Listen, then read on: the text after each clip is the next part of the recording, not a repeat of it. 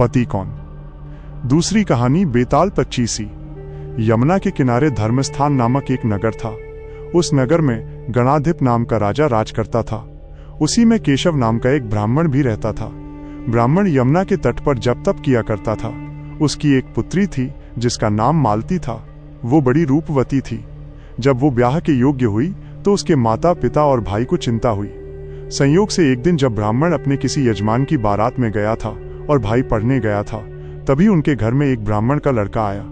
लड़की की मां ने उसके रूप और गुणों को देखकर उससे कहा कि मैं तुमसे अपनी लड़की का ब्याह करूंगी। होनहार की बात कि उधर ब्राह्मण पिता को भी एक दूसरा लड़का मिल गया और उसने उस लड़के को भी यही वचन दे दिया। उधर ब्राह्मण का लड़का जहां पढ़ने गया था, वहां वो एक लड़के से यही वादा कर आया। कुछ समय बाद बाप बेटे घर में इकट्ठे हुए तो देखते क्या है कि वहां एक तीसरा लड़का और मौजूद है। दो उनके साथ आए थे। अब क्या हो। ब्राह्मण, उसका लड़का और ब्राह्मणी बड़े सोच में पड़े। दैवयोग से हुआ क्या कि लड़की को सांप ने काट लिया और वो मर गई। उसके बाप, भाई और तीनों लड़कों ने बड़ी भाग दौड़ की, जहर झाड़ने वालों को बुलाया, पर कोई नतीजा ना निकला। सब अपनी अपनी करके चले गए। दुखी होकर वे उस लड़की को श्मशान में ले गए और क्रिया कर्म कराए। तीनों लड़कों में से एक ने तो उसकी हड्डियां चुन ली और फकीर बनकर जंगल में चला गया। दूसरे ने राख की गठरी बांधी और वहीं झोपड़ी डालकर रहने लगा। तीसरा योगी होकर देश देश घूमने लगा। एक दिन की बात है, वो तीसरा लड़का घूमते घामते किसी नगर में पहुंचा और एक ब्राह्मणी के घर भोजन करने बैठा। जैसे ही उस घर की ब्राह्मणी भोजन परोसने आई कि उसके छोटे लड़के ने उसका आंचल पकड़ लिया। ब्राह्मणी से अपना आंचल छूटता नहीं था। ब्राह्मणी को बड़ा गुस्सा आया। उसने अपने लड़के को झिड़का, मारा, पीटा, फिर भी वो न माना तो ब्राह्मणी ने उसे उठाकर जलते चूल्हे में पटक दिया। लड़का जलकर राख हो गया। ब्राह्मण बिना भोजन किए ही उठ खड़ा हुआ।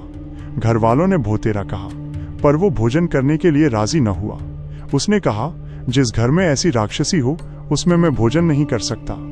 इतना सुनकर वो आदमी भीतर गया और संजीवनी विद्या की पोथी लाकर एक मंत्र पढ़ा। जलकर राख हो चुका लड़का फिर से जीवित हो गया।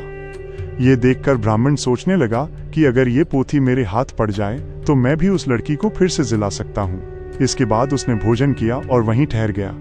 जब रात को सब खा पी कर सो गए तो वो ब्राह्मण चुपचाप वो पोथी लेकर चल दिया। जिस स्थान पर उस लड़की को जलाया गया था वहां जाकर उसने देखा कि दूसरे लड़के वहां बैठे बातें कर रहे हैं। इस ब्राह्मण के ये कहने पर कि उसे संजीवनी विद्या की पोथी मिल गई है और वो मंत्र पढ़कर लड़की को जिला सकता है, उन दोनों ने हड्डियां और राख निकाली। ब्राह्मण ने जैसे ही मंत्र पढ़ा वो लड़की जी उठी। अब तीनों उसके पीछे आपस में झगड़ने लगे। इतना कहकर बेताल बोला, राजा बताओ कि वो लड़की किसकी स्त्री होनी चाहिए। राजा ने जवाब दिया, जो वहां कुटिया बनाकर रहा उसकी। बेताल ने पूछा, क्यों? राजा बोला, जिसने हड्डियां रखी वो तो उसके बेटे के बराबर हुआ। जिसने विद्या सीखकर जीवन दान दिया वो बाप के बराबर हुआ। जो राख लेकर रमा रहा वही उसकी हकदार है। राजा का ये जवाब सुनकर बेताल फिर पेड़ पर जा लटका। राजा को फिर लौटना पड़ा और जब वो उसे लेकर चला तो बेताल ने तीसरी कहानी सुनाई।